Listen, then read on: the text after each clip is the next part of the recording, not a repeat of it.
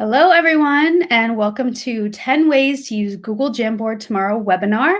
I am Carly Mora. I am a technology TOSA and computer science teacher in Northern California, and I also work at Ditch That Textbook as the social media manager and blog editor. Go ahead and introduce yourself in the chat. We'd love to hear from you. And then go ahead and just add any questions or any thoughts while the webinar is going on. And the same link that you will use to access this webinar now, you'll be able to find the replay tomorrow, the next day, and forever. So you'll be able to catch this replay anytime you'd like. So like I said, go ahead and add some questions during the chat, and we will try to answer them at the end of the webinar. So I know you guys are all waiting for Matt Miller. Matt Miller has taught in public schools for more than 10 years, teaching all levels of high school Spanish. In his career, he planned nearly 12,000 class lessons. He taught more than 500,000 instructional minutes, and he graded work for nearly 2,000 days of class.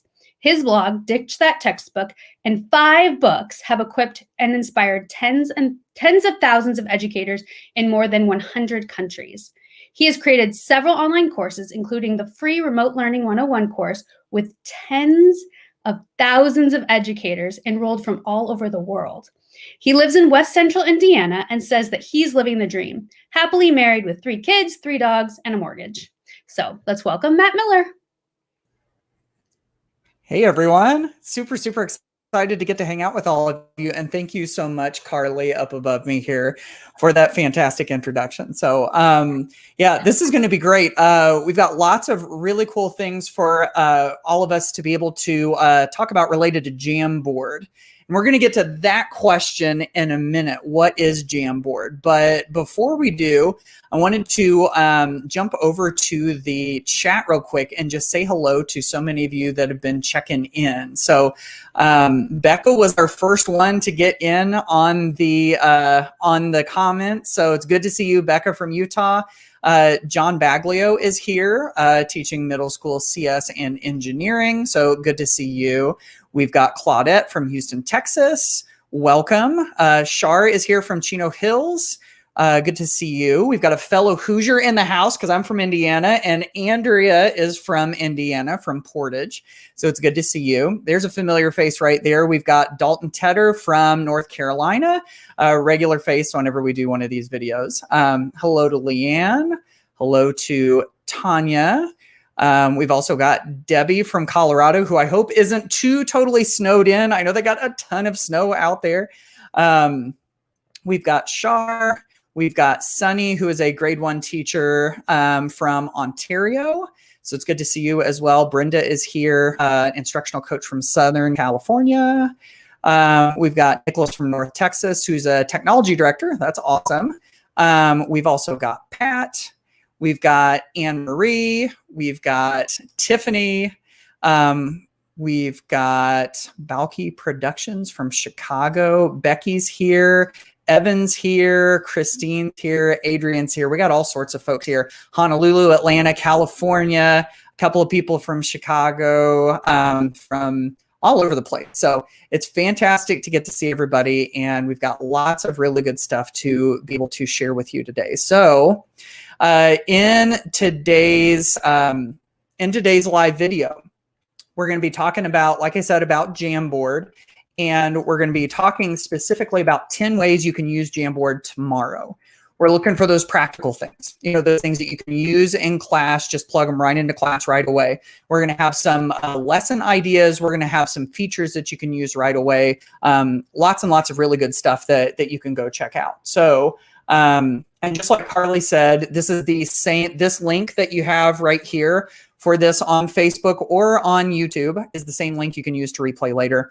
And we'll be looking at questions all throughout. So if there's something that you're curious about, then definitely drop those in the chat.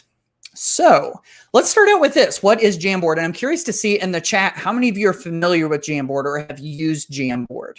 I'm going to give the real short, brief answer to that question, but I'm just very interested to see how many of you are already using it. So Jamboard is Google's digital whiteboard tool. which is pretty cool. And it's a tool that you can use very collaboratively.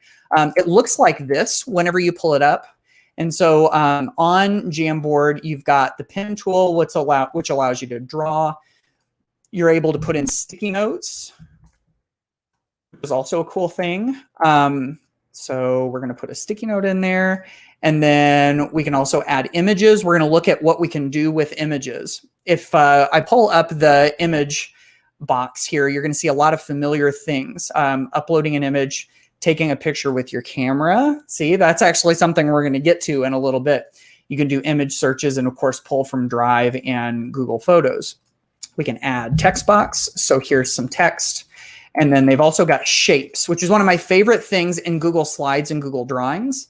And thankfully, they have it for Jamboard as well. And of course, you can change the background to that and everything. You have you can do multiple frames within a Jam. They call them, that's a little bit of the lingo, by the way. In a tool like Google Slides, you have different slides within a presentation. In Jamboard, you have frames within a jam.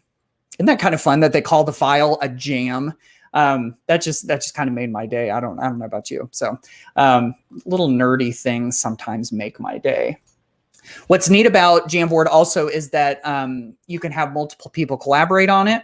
It works within the web browser, but you can also do it on a you can also use it in a mobile device. And so you know, it's really a pretty handy thing. And of course, the best part about it is that it is free.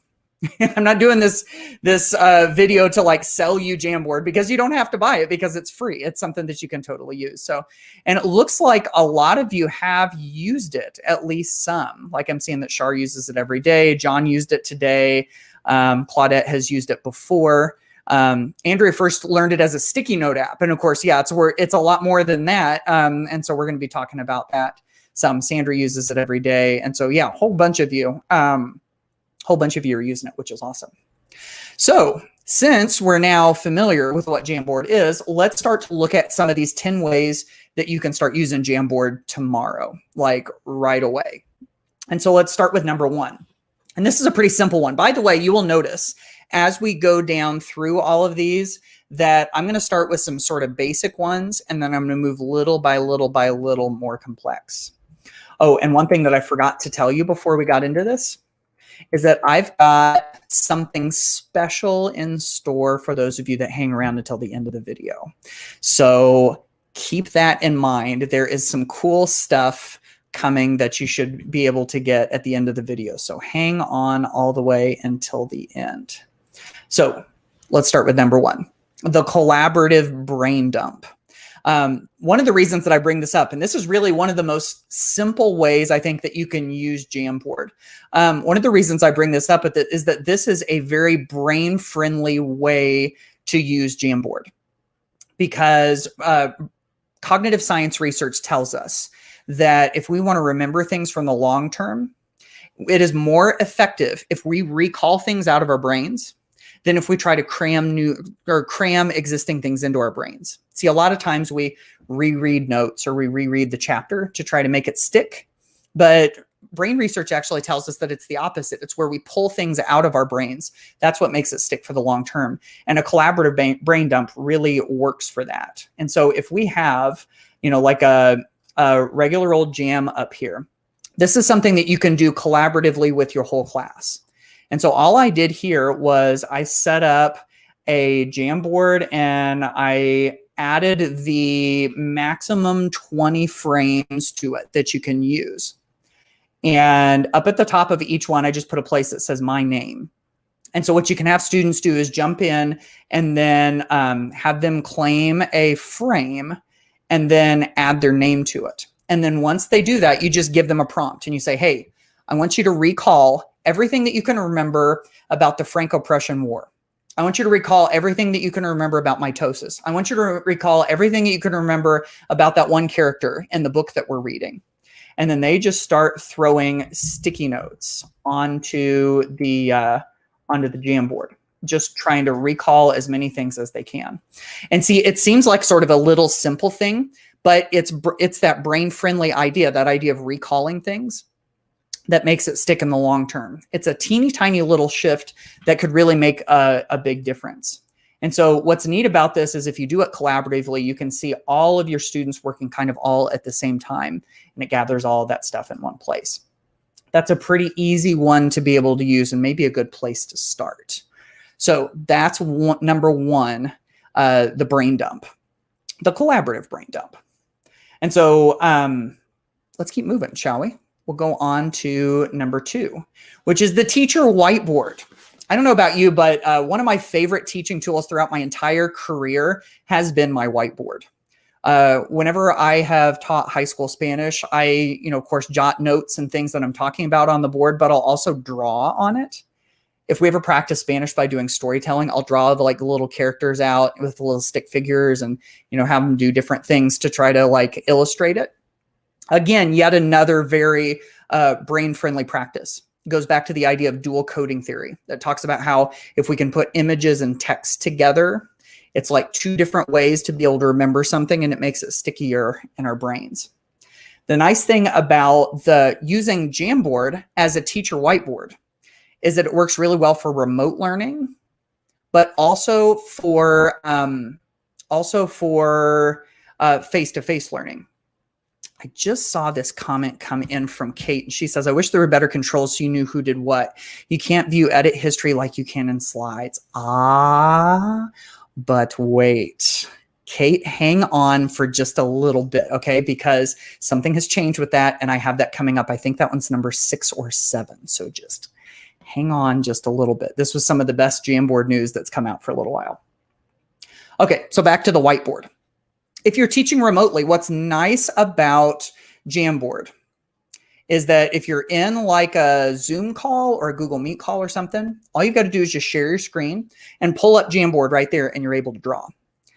If you have a touch screen, then all you got to do is just grab a stylus, or, if you've got a pen for your computer, or even just with your messy fingers, that'll allow you to draw almost as if you're drawing on your whiteboard. So it's an easy kind of substitution.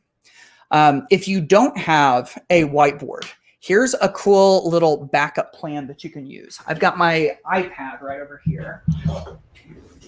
So let's say you've got an iPad, or even something as simple as a smartphone.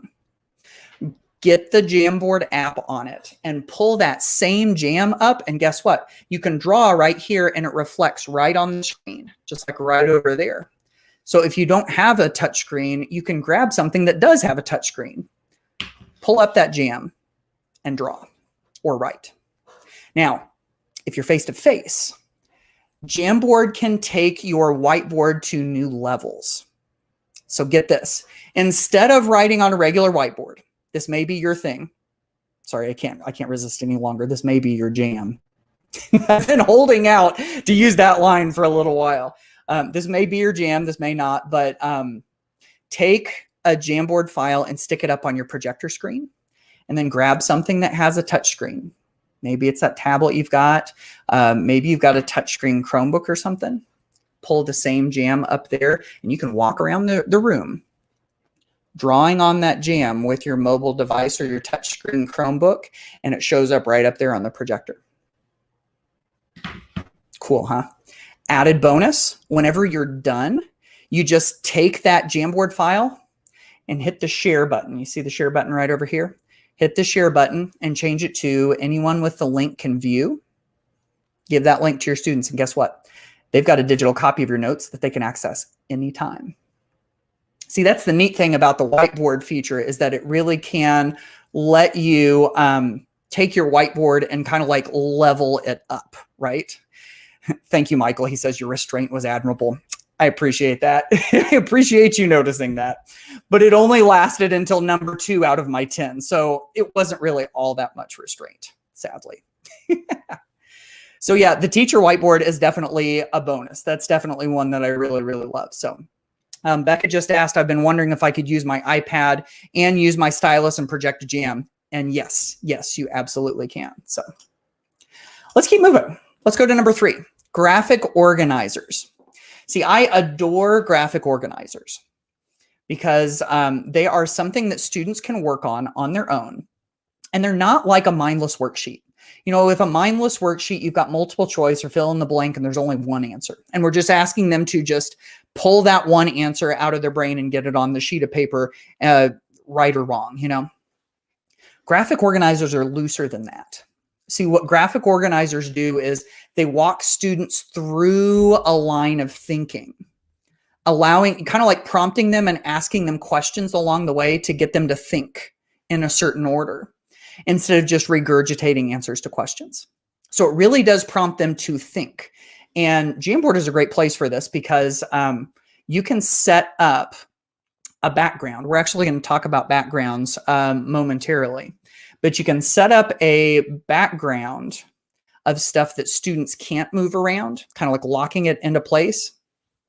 And, you know, in this case, this is a Freyer model graphic organizer. So I have this like pink box locked in the background and the word definitions locked in the background and all of the black lines and the instructions and everything. All of those are locked in the background. And then the students just add text boxes to complete the activity. And so as they're doing that, you know, in this case, we're coming up with a word and I'm asking what's a definition? There's lots of ways to define the word fierce. What are some characteristics of it? Lots of ways to, you know, all those are almost like synonyms to the word fierce. Examples, non-examples, you could go all sorts of different directions. So it really does give the students some flexibility whenever you use something like a graphic organizer. Are y'all curious to see how I did the background on this so that it kind of like locks things into place? I bet some of you already know how to do this. Curious to see if any of you use the background feature so that students can't move things around. I'm just going to go ahead and show it to you real quick. If I wanted to create a custom background for my jam, my favorite place to go is just simply Google Slides. I love creating backgrounds for jams in Google Slides. Tiffany just asked a really good question. She said, would you have a frame for each kid? So in this case, this one is, here it is right here. This is the one that has the graphic organizer. And I would say you could, but you don't have to. See, I could see doing this activity as, notice right up here, I don't know if you can see it or if it's too teeny tiny, there's only one frame in this whole jam, and it's this one that you can see right here. I could see this being a one frame activity, and you get each student his or her own copy of it. This is, of course, very easy if you use Google Classroom, because you just attach that jam to an assignment and you hit that little drop down. If you use Google Classroom, you know what I'm talking about. You hit that little drop down and you say, make a copy for each student. You could do that. And then you don't have to worry about any chaos of students jumping onto each other's frames or anything like that. So yeah, that's one way that you could certainly do it. If you wanted to make it collaborative, then you could definitely do that too. Okay. We're going to go back over to Google Slides, which John Baglio just called the Swiss Army knife of the Google universe, which I totally agree with, because it really does have lots and lots of different things that you can do. Okay, this graphic organizer right here, I'm going to make a very simple version of this. Now notice, if these colored rectangles or this oval or any of these words, if any of them were movable on my jam, students would probably move them. Whether they meant to or not, some of them might mean to, some of them might do it on accident. If we want to eliminate that chaos, that's why we want to make this background. So check this out. I'm going to recreate that Freyer model just real quickly here. So I'm going to make the rectangles real fast. I'm going to use one of my favorite keyboard shortcuts here in just a second, which is Control-D or Command-D if you have a Mac like I'm using tonight. Command-D or Control-D is the duplicate feature. And so if you don't want to do like copy, paste, I mean, copy and paste, that's like 2 commands. That's so much extra work. Why don't you just do one, you know? So there you can see right there, that's kind of the way that this other one looks, right? That's kind of the same idea. Here's the trick. Once you have everything on the screen that you want students not to move around things that you want to lock into place, you take this file and you go to File, download that slide as a PNG image. And Claudette just asked, what size should your slide be to fit on a frame of a Jamboard? This is the, I'm going to show this to you real quick. This is the widescreen 16:9 dimensions for slides, and it always seems to be a perfect fit for me. So that's the way that I would do it personally. So I come in here to a new frame and check this out. This is the key right here. Set the background, and you come down here to the Add Image option. And so we do that. We're going to upload. We're going to browse that, or you know what? We don't even need to browse because I just downloaded it right here. We just drag it over, and now it's going to upload. And notice now that image that I just saved from that slide will come in momentarily, will come in as my background. And then once it's in as my background, I can't, there it is. And notice I'm trying to click and drag these around. You can't move them around now because they're saved as the background image, right? This is a great way to be able to build out those graphic organizers. So definitely something that you can use. And so that's kind of like the the way that you can use that to lock things in the background so that students don't move them around. Melissa asked, does it have to be a PNG or can it be a JPEG? It can be a JPEG. My natural tendency is to go towards PNG files. So yeah, you can do it either way. Absolutely. Okay, let's keep moving. Let's go on to number 4. Since we were just talking about images, let's do the image annotation activity. So there may be an image that totally fits what you're doing in class. It might be a map. It might be a diagram of an atom or a cell, or in this case, I took a screenshot off of Google Maps Street View or Google Earth. This one actually is Google Maps Street View. I took a screenshot off of that. This is of Grand Central Terminal in New York. And so all I did was I took that important image, whatever it is. I was saying maps are an example, cells, atoms, photos of a place. It could be a painting of something that you're studying in history or in a story. You stick that as the background of your jam. And then you can annotate on it. Of course, annotating is basically like a fancy word for marking up, right? Now, the common way you might think about annotating this is by using the pen tool. And you can definitely use the pen tool. But something that I also like is dragging shapes around. It makes it a little less messy, and it also kind of like simplifies the activity for students. So let me show you kind of like what this would look like, because I've got this very activity that I just showed you loaded up here. All I did with this was I added these arrow shapes from the shapes menu right over here, and I changed the background color to yellow and green and red. And see, what's neat about this is if you give them different instructions for the different arrows, they can put them in different places. So for instance, you could say, I want you to put the red arrow on the, and this is obviously a very simple task. You might make it a little more complex than this, but I want you to put the red arrow on the American flag. So just drag that. I want you to put the green arrow on the departures board. And I want you to put the yellow arrow on the information desk. And then notice I've got a circle here. This is kind of cool. See, what I did before was I changed the arrows to have a fill color of different colors, right? On the circle, what I did was I kept the border color as a color, but then I changed the fill color to transparent. So now it's just a circle. I want you to put the circle around somebody who has a red shirt on. Boom. Task complete. Now, what you could even do to step up the level of thinking, the level of critical thinking in the activity, give them a text box down at the bottom and have them justify their response in the text box. If you have a little bit of space down there, you can even have them write out a little bit of why they said what they said, or they could even do that with sticky notes as well. Oh, Sandra just suggested a good idea for creating backgrounds. And her suggestion means that you never have to leave Jamboard. So check this out. Sandra says, another way I save backgrounds is going up to the 3 dots on the jam and then save the frame as an image. And then you can add it like Matt showed. So all she's doing here is she's coming up here. She set up the background the way that she wants it in Jamboard. So like right in here, I set all of the things up the way that I want, and then I go to 3 dots, save the frame as an image. Excellent, excellent idea. Very good. I love that.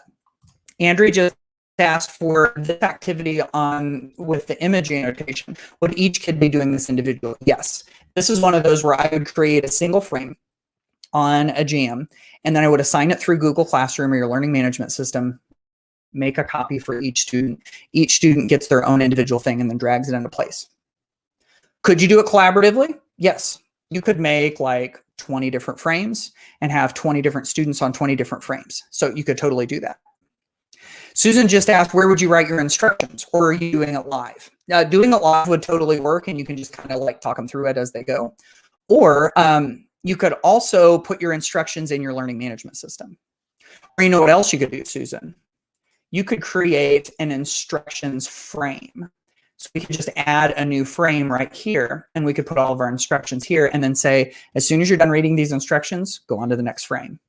Boom, there you go.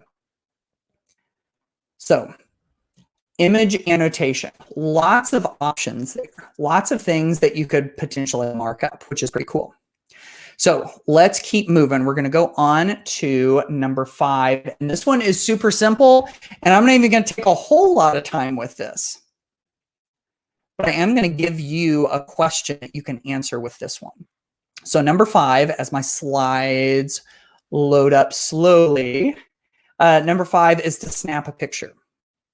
Do you remember how I told you earlier you could click on the image button, and one of the options is camera, and that's going to take a picture through your webcam, like right here, this webcam. You can snap a picture, and you can add that picture right into your jam. So what I want to do is I want to ask you all a question. How could this be used? How could you potentially see this being used?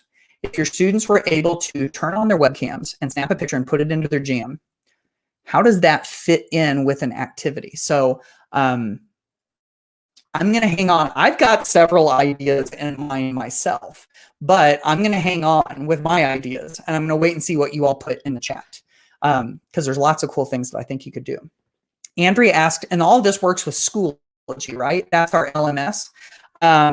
Yes. And in fact, Dalton answered that and said, you can assign each student using the Google Assignment app in the App Center, which definitely works. Another way to do it, I want to show you real quick, is if you have a jam open and you want students to make a copy of it for themselves, here's a super easy way to be able to do that. Hit the share button, and you want to change the sharing settings to anyone with the link can view. Anyone with the link can view. And then once it's changed to anyone with the link can view, I'm waiting for it to slowly come up here. Here we go. There, anyone with the link can view. You see how that is right there? Anyone with the link is a viewer. We're going to copy that link. And then we're going to paste that link. I'm going to pretend like I just switch over to Canvas or whatever learning management system is that you've got. And so we go over to that assignment, and in the instructions, you're going to tell students, click on this link to make a copy, and you're going to paste it. Now you'll notice that in a Jamboard file, you have, here's the sort of like core part of it. Then there's all of this gobbledygook right here, which is the file ID. But then right after that, you have the word edit. Check this out. I can take this, as long as my sharing settings are set to anyone with a link, I take this and I can change that to say copy. Seems weird that you would change a URL like that, but it works. You paste that into your assignment in Canvas or Schoology or Blackboard or whatever, and it's going to prompt students to make a copy of it. Try it out. It's pretty cool. Okay, let's talk real quick about that snap picture idea. I wanted to see what you all came up with because there are some really good ideas in here. I'm seeing book selfie. I'm seeing the result of a science experiment. Social emotional expression of where they are. This is good. We've got show emotions in Spanish or French or in another language. Nicholas says you could have students take pictures of their own work to share with class. Yeah, you could have them like hold up their work and then snap a picture of it and then put it in. Parts of speech, math lesson, identify angles, lines, shapes. Yes, that could totally work. Show different methods of multiplication. Take a picture of work from a whiteboard. I like this one from Kate. She says, use it as an intro activity to meet students without their masks on. I just got a new group of students this week. Yep, see, that's perfect. That's perfect for this. Lots of possibilities. I'll tell you, one of my favorites is have them snap a series of pictures, maybe like 4 pictures. One, let's see, I'm going to try to point this out to you all. 1, 2, 3, 4 pictures, and make it almost like a comic strip. Put little sticky notes on, and those are almost like the speech bubbles. So yeah, lots of possibilities. So that's number 5. Let's keep moving. Let's go on to number 6. Kate, this one is for you. This is new, folks. This just came on. Now, if you're watching this video way off in the future, this is really going to date it. It happened recently that they added version history to Jamboard. And all the peasants rejoiced. We were so excited because version history is key, right? Because it means now we can know who's making what changes. And I noticed a couple of comments early on of people saying, you know, I like this as a tool, but sometimes kids kind of like monkey around on it and they move their stuff around, they delete other people's stuff, and like that's not ideal. This is going to give you a little bit, this is going to give them a little bit of, they're going to have to like own up to their actions a little bit. So this is the 3 dots menu. Click on the 3 dots menu. Now down at the bottom, let's see version history. It'll pop up on the right side, something that looks very similar to histories we've seen in other Google tools. And then you can restore versions. And then you can also see, do you notice how next to my name, there's that little teal dot? Everything that I changed will be highlighted in teal, so I'll know who does what. John just came up with the word that I was struggling to come up with, and I couldn't come up with it, and it was accountability. He says, yep, version history equals accountability. So, fantastic. So that one's number 6, which is access version history. Let's keep moving. This one is super, super fun. This is number 7, and it is to use animated GIFs. And I'm going to say the word as GIFs and not GIFs. And no, I don't want to cause a ruckus in the chat or anything. You can disagree with me if you want to, but that's how I'm going to roll. So, animated GIFs are super fun because they are just like, in many ways, they behave just like a regular image, but they do have animation in them, and they do have movement in them. And one of the benefits of using them in an academic setting is that it does give you more visual information to work with. You know, our brains are such visual organs in our body that if we can see a picture of something, we get one sort of idea of it. But if we can see something in motion, that's why video is so popular. And so this gives you a little bit of that motion. Now, I'm going to suggest 2 different ways that you can use animated GIFs in Jamboard. I'm seeing a couple of you saying that it sounds like I have an alien voice. I'm kind of struggling with my internet connection tonight. I live out in very rural West Central Indiana where my internet is sort of slow sometimes. And so I'm hoping that the alien voice will go away and that I'll start to sound a little bit more normal. So doing my best as far as that goes. I actually have the fastest internet connection that's available to me out in the middle of nowhere, believe it or not, and it's not that fast. Okay. 2 ways you can use animated GIFs. Shar just said, I looked at an existing Jamboard under the 3 dots, but there isn't a version history. It might be that it just hasn't rolled out to you yet. Sometimes new things take a little while to roll out. So, okay, a couple of ways that we can do this. One is, see what I did here is I set up this activity for students to do. I made my background so that the, or I could make, I see just now since I clicked on it that it's not, but I can make my background so that the instructions are in it and these boxes are in it. But then I want to add these animated GIFs as just pictures. And you know why I want to do this? Because that makes them draggable. And so now I could put these 4 animated GIFs on here and look at the question. How do you think the main character felt after he wasn't chosen? Drag an image into the rectangle and then describe your answer in the text box below. This is a little, I mean, I could put those 4 pictures on there and then the students could just write their answer. But the fact that you click and drag something over, I mean, it just adds a teeny layer of interactivity to it, which is kind of fun. So I'm going to move good old Ross Geller from Friends over to the box because I had already typed down here. I answered that way because they really wanted to be chosen and were anxious that the other person wouldn't do a good job. Nervous, anxious, that's the one right there. So if you drop animated GIFs onto the screen and ask students to drag them into place or drag them into order, or put like a little box up here and say, which ones do you think fit? And so they can put the ones that fit up there and then leave the ones that don't fit out. Any of that stuff can be made a little bit more fun with animated GIFs. Now here's another one. Here's another way that you can use this. And that is to create animated GIF backgrounds. So you notice in this particular activity, I have a background. I'm trying to click and drag on these things and I can't click and drag on any of them. You can make a background as an animated GIF. So you'll notice this one say, how do you feel about today's class? And you've got a hyper dog and you've got a happy baby Yoda and you've got a nervous Michael Scott and you've got a sleepy sloth. And you could just ask students, put your name on a sticky note and then add the sticky note to the one that you're feeling. How in the world do you do that? Oh, one of my favorite ways to do this is actually to use not a Google tool, but a Microsoft tool. Yes, I'm going there. This is PowerPoint.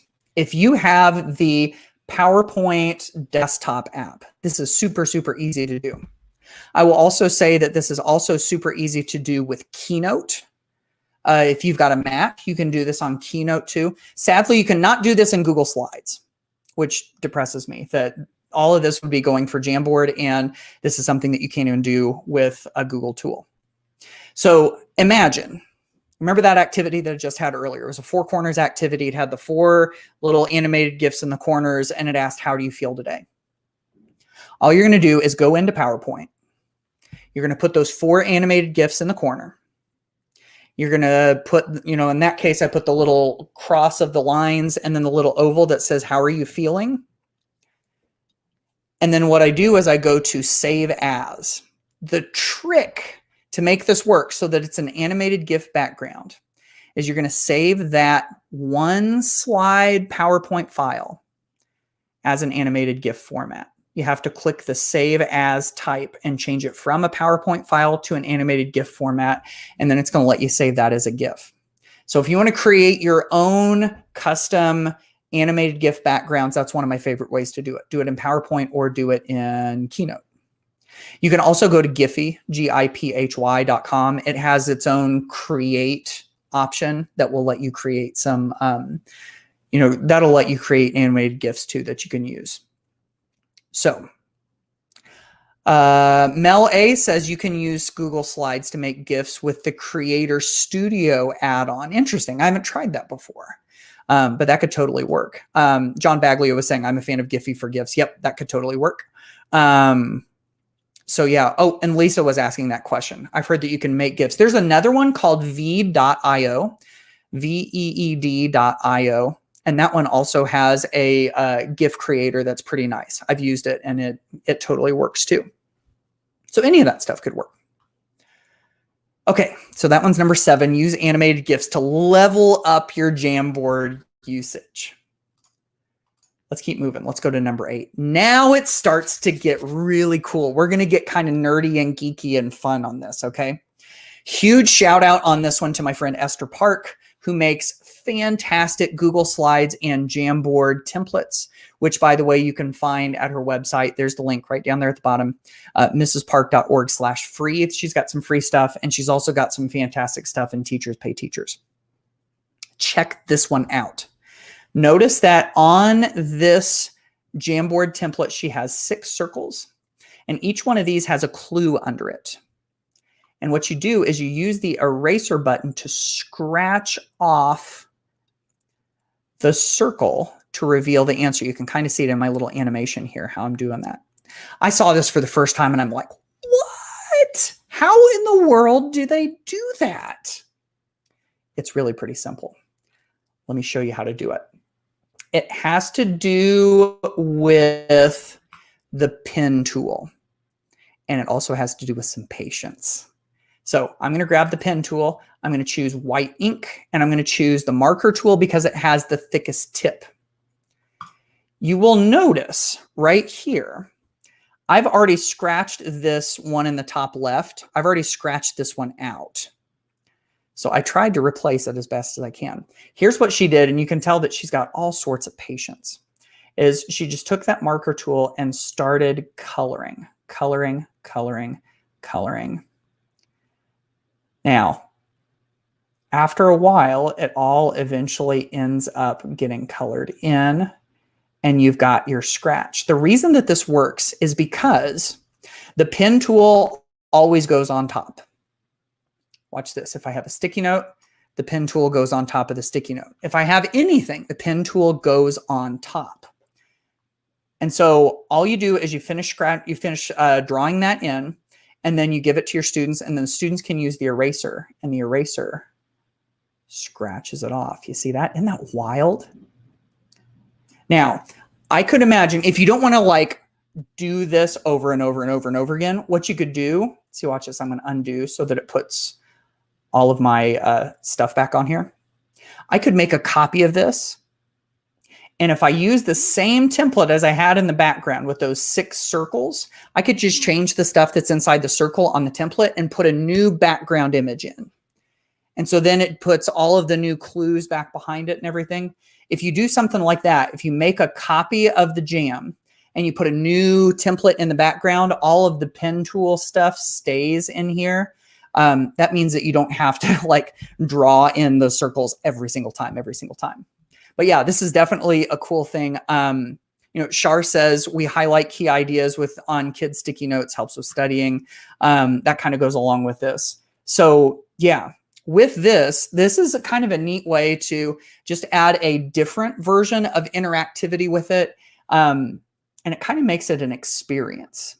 You know, in my book, Tech Like a Pirate, and in Dave Burgess's book, Teach Like a Pirate, one of the key sort of themes in that is don't just teach a lesson, create an experience. This is kind of a way to make a little bit of an experience. So this one's pretty cool.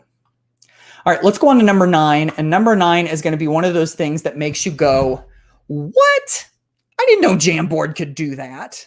This is one of those little hidden features that sometimes people don't realize. Imagine you have slides or a document or something like that, and you want to take one of those slides and stick it on your Jamboard frame. Make it a little bit bigger so that students can annotate on it, or just so that they can see it. You can add what it calls over here, drive content to your jams from the mobile app. If you're used to using Jamboard on the web all the time, like I am, you may not even know that this exists. So all you do here is you pull up that Jamboard file on a tablet or a smartphone, some sort of mobile device that uses the app, and you click on the plus button. And in the plus button, there's drive content. You can go find a file in your Google Drive that you want to add a page to or add a slide to. And then you just go stick it into stick it into the Jamboard file. Once it's there, as you can see right here, you can click on it, you can drag it around, you can tilt it, you can make it bigger and smaller and all of that. So if you have any of that stuff in your Google Drive and you want to stick it into your Jam, this is a really easy way to do it. And sometimes people just don't realize that it's there, you know? Okay, let's go on to the last one. This one's super cool too. Huge hat tip. See what I just did there? I'm going to tip my cap. And this is one with a hat with a rabbit in it. Oh, it's getting late. My dad jokes are coming out. Hat tip here to Alice Keeler and Kim Matina, who are actually in the process of writing a book about using Jamboard. And this is something that Alice shared on her blog. I'm going to get you a link to this in a little bit. But this is a pretty clever idea. You remember how I said that the pen tool always stays on top? Here's what they did. They took this like clip art image of the of this rabbit in the hat, and they took part of the hat and they scribbled over it with black ink from the marker. Remember how I said the pen tool, the pen ink always stays on top? So think about that for a second. There's all this pen ink here, right here. And so whenever you drag a note into the hat, it hides under the pen ink. So you can go hide things inside of the hat. Does it have to be the hat? No, it could be like a little box. It could be, you know, whatever. You could make it a black hole and it like disappears into the black hole or something like that. So, so yeah, that's a pretty clever thing. So if you could imagine, like, if you're playing kind of like a guessing game and you want to be able to pull things out of a hat, or if you've got surprises and you want to hide them in the hat, you can definitely pull those out. So that's a fun thing to be able to do. Again, shout out to Alice Keeler and Kim Matina, who were the ones who created this little template that I borrowed. And I'm going to get you a link to that in a little bit. So there are our 10. Remember, don't run for the hills because we're done with the 10, because I've got some cool free stuff that I want to give you. So here are our 10 one more time. Number 1 is the collaborative brain dump to help you recall things so they stick in the long-term memory. There's number 2, the teacher whiteboard that you can use to help to help visualize your ideas and help your students get a copy for later. Number 3 is the graphic organizer to walk them through a line of thinking. Number 4 is image annotation, so they can put the arrows and the circles and the drawing on top of a picture. Number 5 is snap a picture with the webcam. 6 is access version history, so you know who did what, leads to some accountability. 7, animated GIFs, either they're draggable or as a background. Number 8, the scratch off activity for fun to kind of like reveal clues. 9, to add Google Drive files if you want to see those slides or those documents in your Jam. And then number 10, hide items in an object like we did with the hat. Carly, that was a lot of stuff, wasn't it? That was so... I'm so, like, mind is blown. Like I kept saying in the chat, my mind is blown. This is amazing. The scratch off activity, the out of the hat, adding things from Google Drive, like all absolutely like amazing things. Just minds being blown everywhere, Matt. It was amazing. Yes, absolutely. So super I noticed in the chat we had lots of people. What's so cool is like lots of people helping each other out. Like somebody would ask a question and some people would answer it. So really cool audience we have here tonight with us. So couple things. Yes. I think we might have a little bit of a delay. So a couple questions that were asked was, one is how would using Jamboard versus slides be different if you're using a graphic organizer? That's a question that came up in the chat tonight.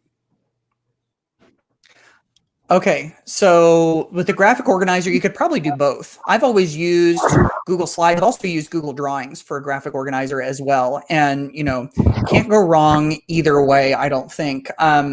If you like the collaborative nature of Jamboard, or if you like, one of the things I like about it is the simple user interface of it too. If you want to use Jamboard to do something like that, then that may be the reason that it kind of tips it over the edge for you. But if you want to do something like Google Slides or even Google Drawings for graphic organizers, really, I mean, any of the three is a good option, I think. Another question was, do you ever use a drawing tablet with Jamboard? Yes, absolutely. In fact, I think back on my number 2, there's an example right there where you could certainly do that. My daily use laptop is although I'm on my backup right now, but my backup is my old MacBook Pro. I still love MacBooks, but my daily use laptop is a Surface Pro tablet that runs Windows, and it's got a touch screen. And it's got this little pin for it too. And I actually drew what you see on your screen right there. I drew that on the Surface Pro. So yeah, if you have, I mean, it's a tablet, but it kind of feels like a laptop. If you have like an iPad or you know, a Chrome tablet or something like that, any of those could totally work and would make it easier to do this whiteboard option, I think. So yeah, good question on there. And one other question was about the PowerPoint option. If you could explain that one more time for using PowerPoint as the animated GIF, I believe. Yes, I'll do it really, really fast, but I'll also say that if you want to go back and rewatch anything that was in this video, you can use the same YouTube link that you're watching it on right now. And I think that goes for Facebook as well. You can always go back and watch the replay and rewatch it if you want, but super fast. You pull up a slide in PowerPoint. You can put some of those animated GIFs onto it, add any text or anything else that you want. And then you just go to Save As, just File, Save As. And on the file type, just change the file type from a PowerPoint file to an animated GIF file. That's all you got to do. Awesome. So I know you said that you promised something special for people that stay to the end, but I have to ask first. What if people really wanted to like take the next step with Jamboard, like level their teaching up with Jamboard, learn more about it? Is there anything you have for them if they were interested in that? Yes, absolutely. I'm so glad that you mentioned that, Carly. I do. So if you're watching this and you're still sort of new to Jamboard and you're still trying to kind of figure out what it's all about, what I want to show you next is for you. If you have used Jamboard a little bit and you're looking for some ideas of some ways that you can use it, because it's like, yeah, I see that I can do sticky notes and draw, but like, what are some of the cool ideas that you can use? Kind of like some of the stuff that you saw in here. This is for you. And also, if you're looking for some things that you can like download and start using immediately right away, this is for you. See, I've taken a lot of my best ideas and I've collected them all together in one place. Something that I wanted to tell you about real briefly here as we're starting to wrap up. And it's this Do More with Google Jamboard online course that I've created recently. So this course will basically walk you through the basics of how to use Jamboard. It gives you all of these ideas for using it in class. If you're looking for like, you know, how do I implement this in class? How do I actually put this into place in class? This has got dozens of ideas that you can adapt to your own class. And then it's also got a module that's all about templates, you know, creating those backgrounds and creating those activities. And then, you know, being able to assign those to your students. And then, of course, it's also got all sorts of great resources inside of it. So here's really what this entire course is made up of. It's got more than 2 hours of video instruction with me. You know, this is the kind of like video professional development that I'll do for schools and school districts. It's got 40 plus teaching ideas, some like specific things that you can start using in class right away.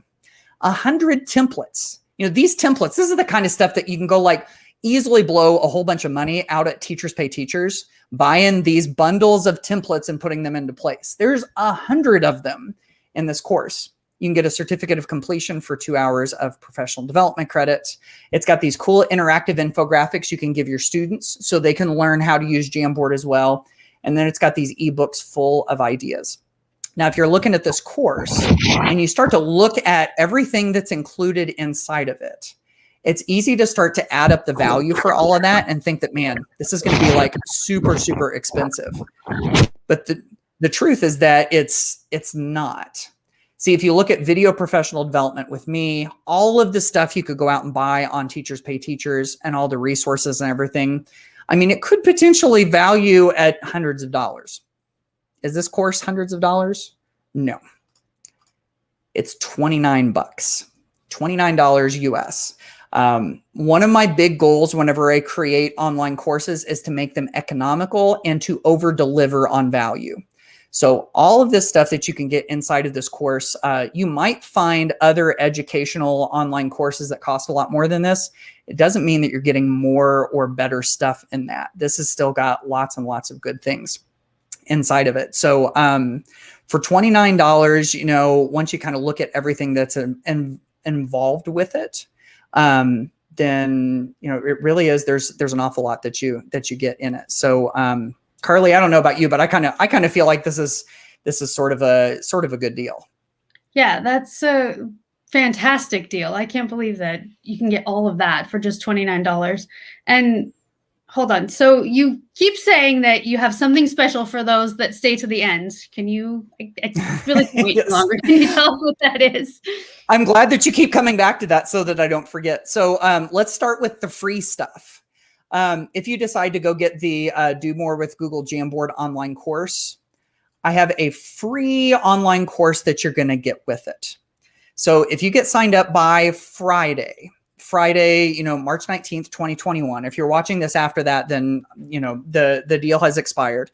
But you also get enrolled in my apps crash course, which is Google Slides and Google Drawings. So this is a similarly feature-packed online course. The apps crash course is, and it teaches you all about using slides and drawings. There's a module about the basics, you know, how to use those tools, the difference between them. There's an advanced module that gives you some additional features that you may not have known about.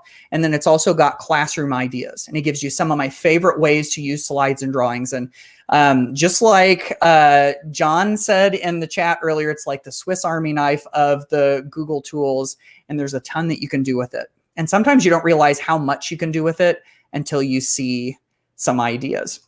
And so when you look at this course, this is the apps crash course about slides and drawings. Like I said earlier, 3 video modules: basics, advanced, and class uses. It's got downloadable templates you can assign to your students right away. This one also has a certificate of completion. It's actually got an escape room that you can take yourself or you can give your students related to Google Slides and Google Drawings. If you want to learn through an escape room, there's one in there. And then it also has ebooks full of ideas. This one is really, really packed as well. And so again, like I was saying, if you sign up for the Jamboard course by this Friday, so if you're watching this live, by this Friday, you get both the Jamboard course and the Slides and Drawings course. 3 of my absolute favorite tools right now for using in the classroom: Jamboard, Slides, and Drawings, all in that same package, and you get it all for $29. There is a question, it looks like, in the chat where Cheryl's asking, how long will we have access to the course if we purchase it? Basically, it's lifetime access. As long as I still have the course up and available, which I have no plans to take it down, you hang on to access. And this is also a self-paced course too. So it's not like, oh man, I wasn't there this week, so I'm going to miss out on something. You can start as soon as you want. You can take as long as you want on it. You can go back and revisit things, which is kind of nice. So lots of good stuff related to all of this. So if you're interested in checking out the course, we do have a link to register for the course in the comments. Whether you're watching on Facebook or YouTube, either way, feel free to go grab that link to be able to go register. So 2 courses, 1 low price. Sounds pretty good, right, Carly? That's a pretty great deal. The apps crash course, I can't believe you're basically giving it away for free. It seems like it's Right. packed with stuff, and slides and drawings are huge, and they're amazing tools in the classroom. So that's a pretty amazing deal. So yeah, I think people should definitely take advantage of that one. Now, I don't want to seem like greedy or anything, but do you happen to have something for the participants, even if they don't register for the course? Anything maybe free that you could give Oh, them? Just that for would the be pretty nice. And I do love free. So I'm glad that you asked. Yes, I actually do have something. So if you've hung around until the very, very, very end here, I do have something free for you. So I created this ebook called 10 Ways to Use Google Jamboard in Class Tomorrow. If you saw something in the video today, a template or something like that, and you saw that during the video and you go, oh man, I would love to use that. It's all in this ebook. So I've created this ebook with all of the 10 ideas. If you want to grab it and hang on to it and use it on into the future, just head to this link that you can see on the screen, ditch.link/Jamboard webinar. That link, feel free to use it yourself. You can share it with somebody else if you want to. We just dropped it in the comments too. So if you want to just click on the link right there, you can go download it, hang on to it. You can print it off if you want to. But yeah, that will get you, that's something that everybody gets no matter what, if you've hung around until this point. So, so there's that. And then of course, if you're interested in checking out the course, the link is still kind of scrolling down there at the bottom of the screen. And then in the chat as well, we've got the link that you can go use to go sign up for the course. I'm also curious to see if anybody has any last second questions. Carly, did you have any other questions in your list as we're starting to wrap up here? Let me see. I think a lot of people are just saying how like this is a great deal. I know Evan says he's learned so much from you over the years. He can only imagine that these courses must be jam-packed with basically Matt goodness. Awesome. I appreciate that. I see a question from Rosalind that said, would the teaching ideas work for young adult advanced ESL students? I'm going to say yes. Advanced ESL. So if you're learning English as a second language, the ability to learn visually is going to be key. And that's one of the nice things about this, is that it does make things interactive and hands-on. It does make them very visual as well. So you can match pictures to text, you know, verbal, visual, that kind of thing. So I think that, you know, a lot of this stuff could potentially cross over very nicely. All right. Well, I think we have answered a whole bunch of questions here. Looks like Barbara's having trouble getting the link. You should be able to use the one that's in the comments right now. So hopefully you're able to click on that. As far as that goes, oh, we had one more quick question come in. Patricia asked, can you add video and sound clips in Jamboard? The answer to that is no, not yet, at least. You never know what else they're going to add to it. But the idea behind Jamboard was to create a whiteboarding tool where you can get lots of ideas down quickly and very visually. And so to be able to do that, I think that they were thinking, if this is our big brainstorming tool, we're just going to make it quick and easy to use. And so I don't know if that totally fits into that model. So if you're needing to do audio and video clips and stuff, I would probably stick to Google Slides. So, all right. Wonderful. Carly, anything else you can think of before we wrap up? Oh, I think that's it. I think this is absolutely amazing deals, amazing tips. Can't wait to use Jamboard. Yeah, absolutely. So again, that date to get the two courses together is March 19th. That's this Friday if you're watching it live. March 19th, 2021, to be able to get both of those courses for $29. So hopefully you'll check it out. Hopefully I'll get to see you inside of the course. Even if you don't, you've got a new ebook full of ideas and templates and everything that you can use in class tomorrow. So we appreciate all of the kind comments that we're seeing come in here at the end. Really glad that this was helpful to you all, and hope that you enjoyed it. It looks like a lot of you have. And yeah, definitely. If you haven't subscribed to the YouTube channel, if you like this kind of thing and you want to see more, make sure you hit that subscribe button.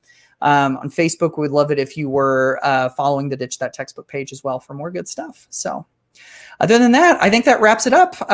For Carly Mora, I'm Matt Miller. We've enjoyed spending the hour with you, and we hope that you have a fantastic rest of your evening and a fantastic rest of your week. We hope to see you inside the course. Take care, and we'll see you next.